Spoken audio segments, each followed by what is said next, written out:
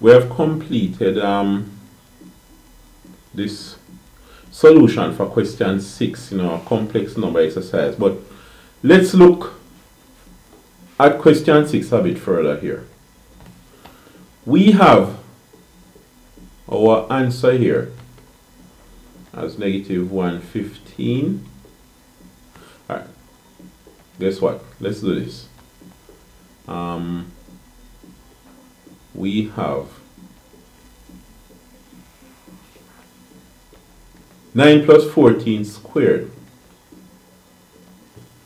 being equal to negative 115 plus 252i. When we have 9 plus 14i squared. That is what we have. Now, let's write both of them in polar form.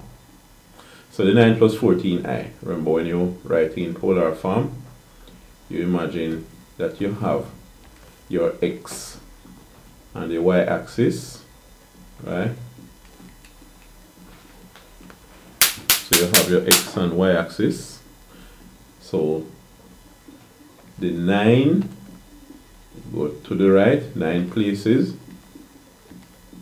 90 places to the right, then go up 14. So this is your complex number. You have 14 up here and 9 to the right. So you're going to have an angle here. Call it theta. Now, the magnitude or the absolute value of the complex number, you call it R. So, as a review, your R squared equal 14 squared plus 9 squared equal. Use your calculator to work that out for me. I have a calculator here working with, so let me see, 14 squared plus 9 squared equal, right, so it is 277. That's what you got to. You should pause the video and work it out with a calculator. So we have 14 squared plus 9 squared.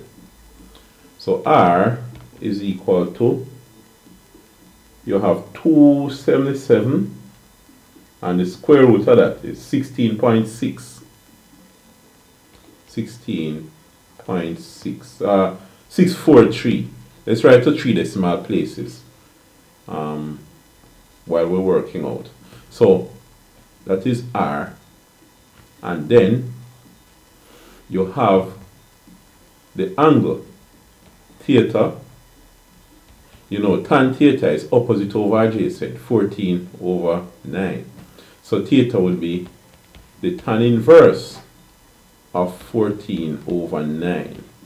So use your calculator, put 14 over 9 and tan invert that and tell me what you get.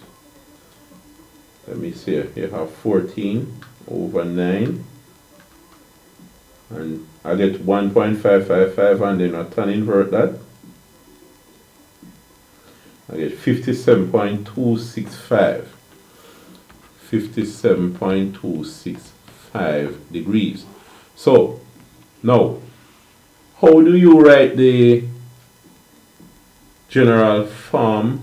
How do you write the form of the complex numbers? Right, the polar form again. If you don't remember, you can quickly derive it. So here, you have your complex number. And in this case, what you have, alright, you can just use this same diagram to do it. You have your complex number, right?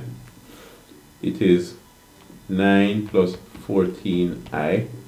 What is 9? If you say cos of theta is adjacent, which is 9, over the hypotenuse, no, the hypotenuse, 16 point something, right? 16.643. So 9 is equal to 16.643 cos theta. We know theta already, 57.265. is 57.265. Alright? Then the 14. Remember, this height is 14, you know. So here we say that sine theta is the opposite, which is 14, over the hypotenuse, which is the r, which is 16.643. So when you transpose for 14, 14 is equal to, it's going to be 16.643 sine theta, sine 57.2, right? Now, here,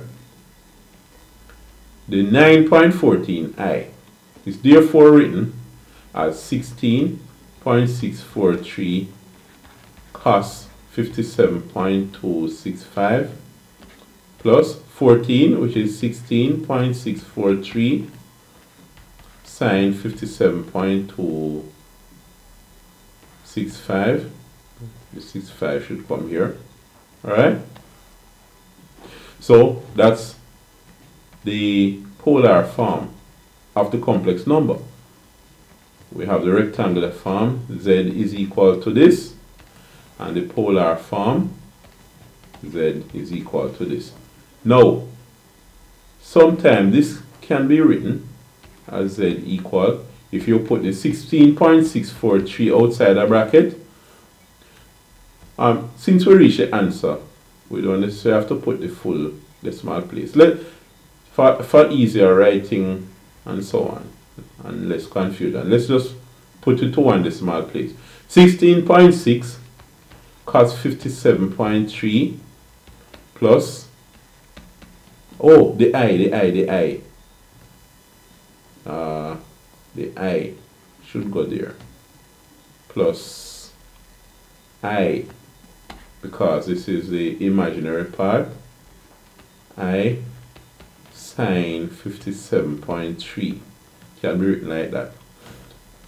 A shorter way to write it is to say z is equal to 16.6 angle 57.3, right? But that's a more advanced way. Degrees, all of these are degrees, right? A more advanced way of writing it. Now, suppose you should convert the answer to polar form. What would it look like? Now, you see this negative 115 something, huh? Something like this. The negative 115 is 90, it passed 90 and gone over here. It's gone somewhere over here. So this angle, oh, no, I'm mixing it up. Let's do that again. Let's erase this 2 that we have here. So you have your y and your x-axis, x and y-axis here, and then we want this complex number. To do that, we go negative 115,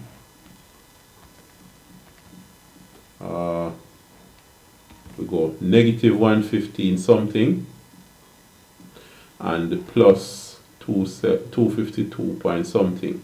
Alright, so here, this would be over negative 115.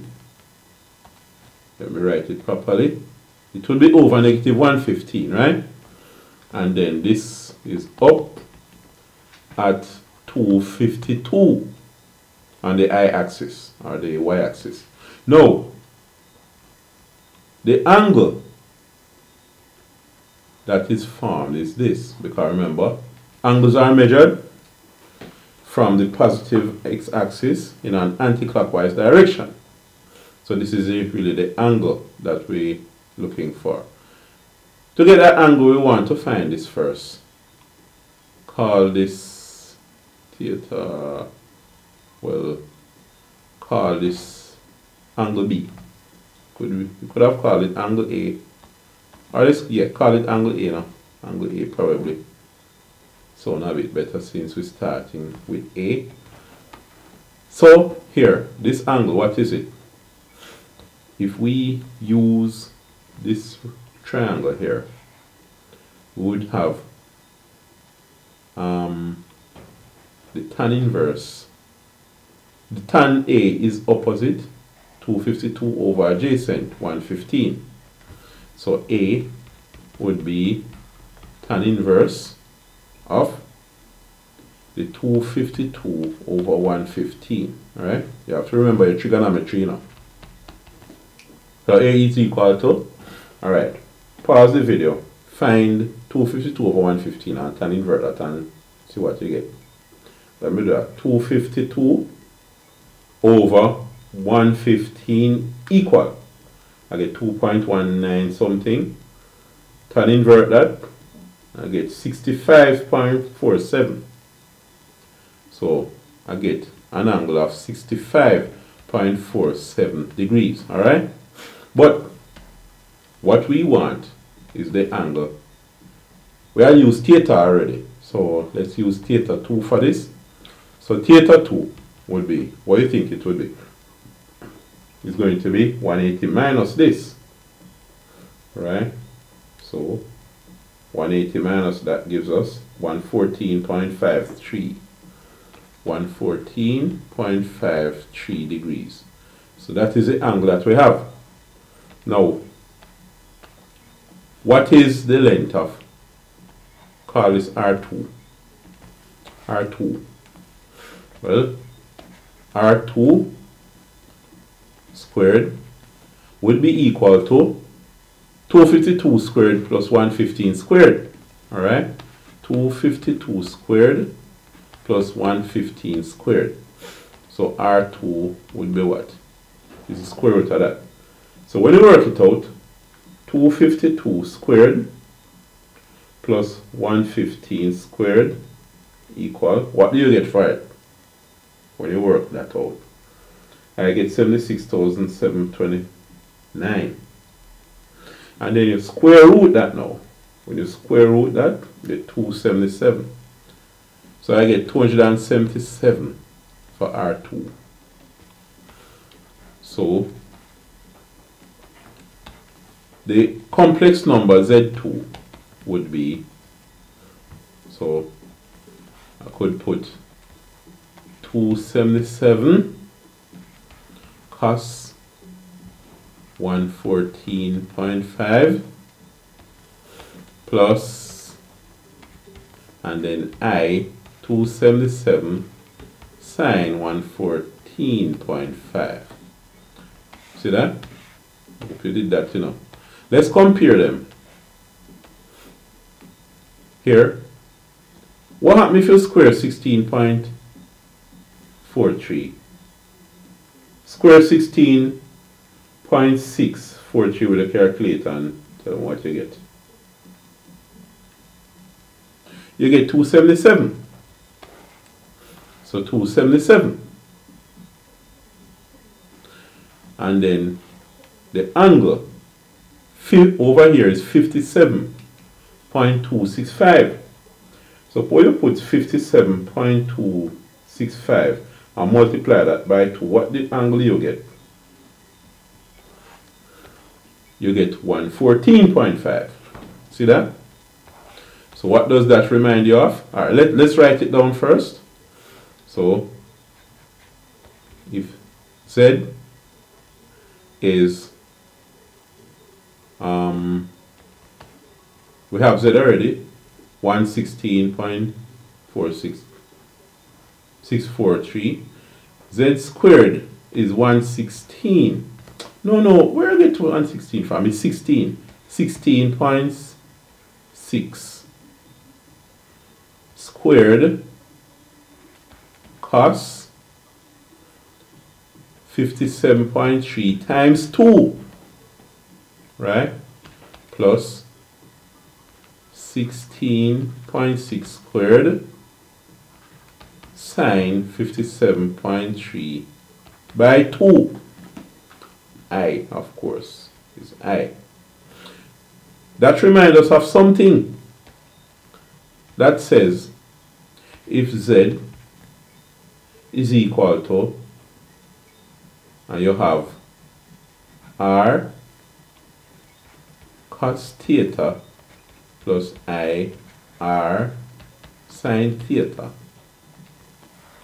Then in this case, Z squared is R squared cos 2 theta plus I R squared sine 2 theta. And generally, Z to the power of n would give us R to the n cos n theta plus I R to the n sine n theta. You remember the name of that theorem? It's De Moivre's theorem. Let me see if I can remember how to spell it. DE is some French name, you know. MORVIE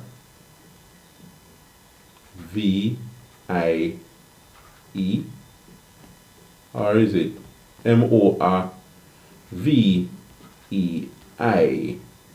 Something like that. Theorem. Alright, I'll just look it up on my phone. The correct spelling here. You have DE. I can leave out the mark here. DE space then MOIVRE